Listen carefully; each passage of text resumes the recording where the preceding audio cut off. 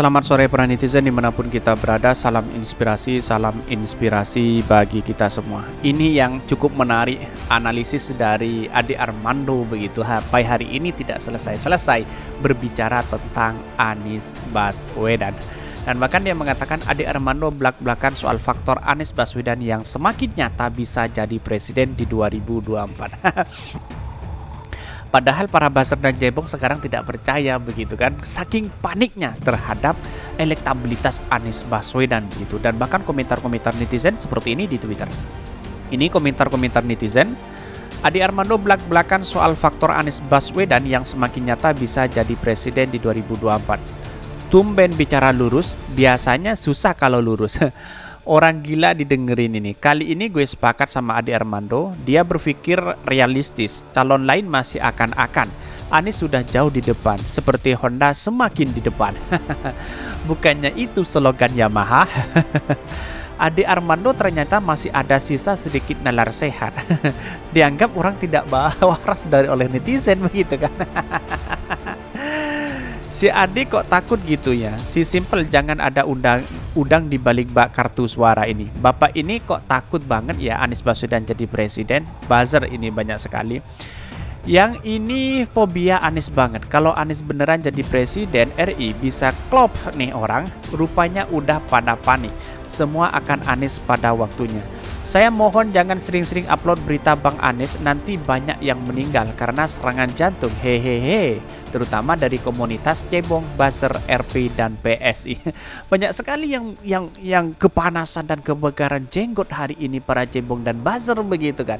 Melihat elektabilitas dan melihat Anies Baswedan kemudian disambut luar biasa di berbagai daerah begitu kan. Buzzer aja panik apalagi cebong. Lalu siapa yang ngerakin relawan Ganjar? Uki, lo tahu siapa yang ngerakin relawan Ganjar? Bangun lo, spesies sama Ruhut Sitompul ini pemilu 2024 tong. Dan bahkan ini banyak sekali jangan percaya. Sekian pilihan emang Anies diberi kesempatan. Yang sekian itu udah nampak di belakang. Banyak sekali sehat udah bagus, anak itu sudah hampir menemui jalan yang lurus demi bangsa dan negara dan juga umat. Tidak terlihat dukung AA kepada Anies, tidak lolos verifikasi untuk jadi tim sukses Ganjar. Ya inilah demokrasi kita harus menghormati satu sama lain kan, kira-kira seperti itu intinya begitu kan. Kalau rumah mau ambruk ya cari rumah lain ini. Please jangan sampai kejadian, jangan bawa sial ini. Mau gimana lagi, daripada 2024 jadi pengangguran, ya wis balik arah. Mungkin bakalan ada lagi gerombolan The Congors klub yang mau balik arah. Jadi kesimpulannya, bahagia tetangga sebelah ketika mendengar Pak Anies sudah tidak lagi menjabat sebagai gubernur DKI adalah sesuatu yang teramat salah. Terlebih setelah dia dideklarasikan sebagai capres Nasdem, tapi buat gue itu bukan hal yang aneh. Karena kalau analisa mereka benar, mereka sudah bukan cebong lagi, buang ke sampah. Itu buzzer. Apakah Ade Armando akan menjadi kadrun? Ini kan pertanyaan dari publik begitu kan. Ini sangat menarik sekali gitu. Mencengangkan Ade Armando belak-belakan soal faktor Anies Baswedan yang semakin nyata bisa jadi presiden 2024. Itu sangat luar biasa sekali begitu kan. Dalam artian kalau kita ini telusuri bahwa apa yang disampaikan Ade Armando ini akan bertentangan dengan para buzzer-buzzernya sendiri. Bahkan dimusuhi nantinya Ade Armando begitu kan. Padahal ini secara realistis Anies Baswedan tidak bisa dikejar baik dari Pak Prabowo dan Pak Ganjar. Tetapi mari kita lihat terlebih dahulu beritanya seperti ini.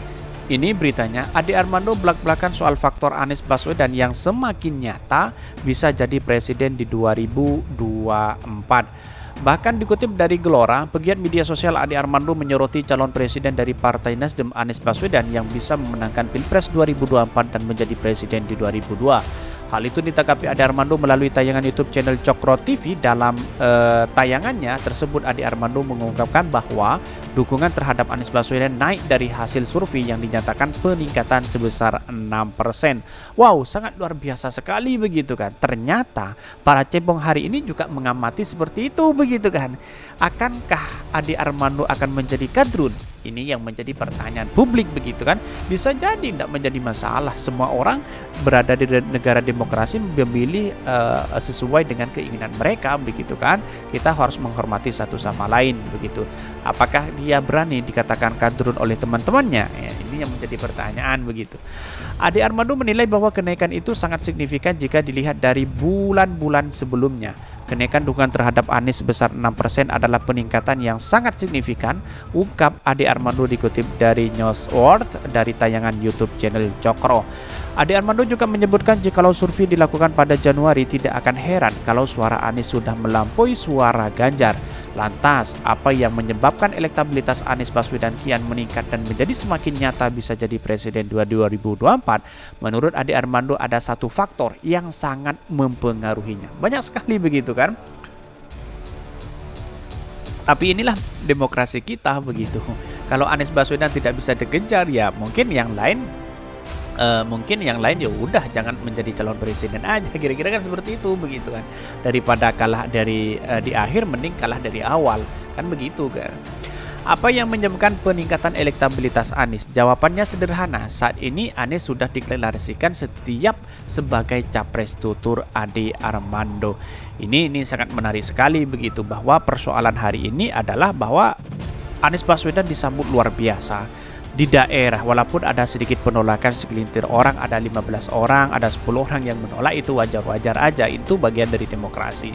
Tapi dalam analisis Ade Armando saya setuju sekali bahwa ketika Pak Ganjar dan Pak Prabowo tidak dideklarasikan nanti di Januari, ya mungkin tidak bisa terkejar dengan adanya apa? Dengan adanya ini begitu kan. Dengan adanya elektabilitas Anies Baswedan semakin naik begitu kan. Ini kesempatan emas. Pari politiknya Anies Baswedan sudah terjadwal, sudah terstruktur dibandingkan Pak Ganjar. Pak Ganjar itu maju mundur, mau didukung KEB takut dimarahi oleh PDIP, menunggu dari PDIP tiketnya diberikan kepada Puan. Ini yang masih belum teka-teki dalam ini. Tapi menurut saya pribadi, kalau ini diberikan kepada Pak Ganjar, otomatis ya sia-sia dong sebagai anaknya Ibu Mega begitu kan, punya tiket besar, kesempatan emas begitu. Kalah atau menang kita bisa taruh di situ. Yang penting punya tiket. Kira-kira kan seperti itu begitu kan. Apalagi bisa menguasai parlemen lagi kan, kira-kira seperti itu. Apa yang menyebabkan peningkatan elektabilitas Anies? Jawabannya sederhana, saat ini Anies dilakukan deklarasi setiap sebagai capres, ujar Ade Armando. Ade Armando mengutarakan juga bahwa adanya kemudahan ketika Anies Baswedan yang sudah deklarasi, sedangkan sosok yang juga bakal maju di Pilpres 2024, Ganjar Pranowo, masih belum juga dideklarasikan oleh partai pengusungnya. Begitu dia dideklarasikan menjadi capres, dengan mudah dia berkampanye sebagai capres, apalagi sekarang dia tidak lagi menjadi gubernur, dia bisa berjalan ke seluruh penjuru Indonesia dengan status capresnya, Ibu Ade Armando. Jadi ini sangat menarik sekali begitu. Anies Baswedan sekarang sudah bebas, dalam artian di pemerintahan kan tidak punya beban begitu. Tidak punya beban, terus kemudian tidak punya kaitannya dengan pemerintah begitu. Berbeda dengan Pak Ganjar ya. Pak Ganjar itu punya keterikatan dengan pemerintah, masih mengurusi wadas, banjir, terus kemudian kemiskinan, juga yang lain di situ begitu. Kalau safari politiknya Pak Ganjar sudah mulai kemana-mana, tapi tiket untuk deklarasikannya itu ya Pak Ganjar masih belum ada begitu kan. Dan bahkan hanya partai PSI yang mendeklarasikan Pak Ganjar, itu satu-satunya begitu hari ini.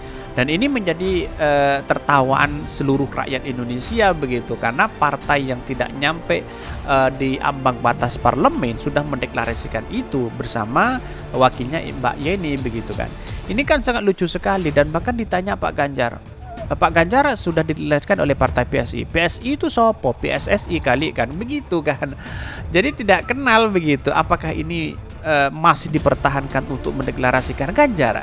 Ini nih yang menarik, apalagi sekarang PSI sudah banyak kadernya yang sudah keluar lebih memilih mendukung Anies Baswedan begitu kan. Ini kan sangat menarik sekali politik seperti ini begitu. Bahkan tidak hanya Ade Armando, banyak analisis yang lain yang dulunya yaitu para cebong dan sekarang banyak beralih menganalisa terhadap perkembangan Anies Baswedan saat ini begitu. Akankah menjadi kadrun dadakan atau hanya dideklarasikan menjadi kadrun? Ini pertanyaan publik begitu kan. Tetapi perlu diingat bahwa persoalan inilah persoalan membangun bangsa bersama-sama begitu. Siapapun kadrun, siapapun cebong yang punya visi, punya tujuan membangun bangsa, mari kita dukung bersama-sama. Kan seperti itu begitu logika dan edukasi kita begitu kan.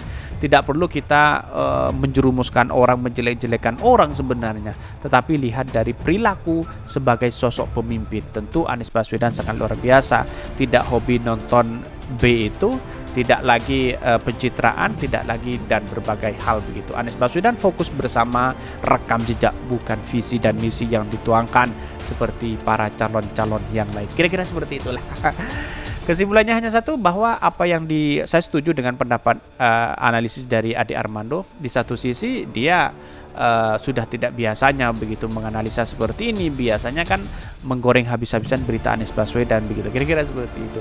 Mungkin itu yang kami sampaikan. Tonton terus channel Hodari Podcast Rakyat ini karena ada berita-berita menarik dan viral setiap harinya. Salam para netizen, salam inspirasi bagi kita semua. Jangan lupa di subscribe channel YouTube Hodari Podcast Rakyat ini.